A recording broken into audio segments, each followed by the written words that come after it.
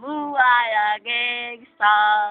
Pumasok sa gangsta sa edad kong 14 years old. Tinanggap ko 30 seconds. Masok ko matay yung typhoon. Halos sumabang kay shoulder. Tiklop ka parang folder.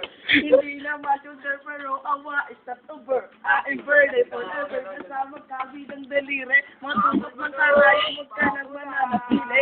Alam ko mali pero mo hindi ko naging makulay. Para ang alay para sa aking mga kaaway at mawalay dami na mahal. Ako'y napakahanda na. Matsyempo ang kalaban ng edad. Dihihin ko na. Pero teka muna, ito ba'y katotohanan mabigat na katanungan? Ano pong pinaglalaban na dahil ba sa gagabuhay mo sa sakripisyo? Kahit alam mo, kahatong makulungan ng nigyo ang pinig ko at basta sa buhay namin na iligas. Bawat luwang papatak, wala ang katumbas. Gusto mo ba na sumama sa aming mundo ng drama?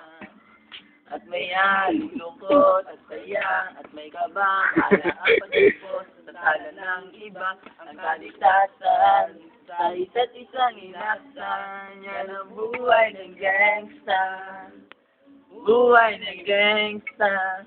Kanina lang umiinit ang aking ulo o parang bang gustong pasukin ang lahat ng ulo.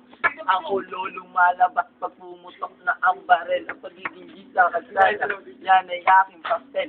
Ako ay laging bigil, kaya't minsan napapasaba sa away ng iba, kaya't ito't napapakakot. Pero pag inahamak, umiiral na ang kundi may tutumba na lang.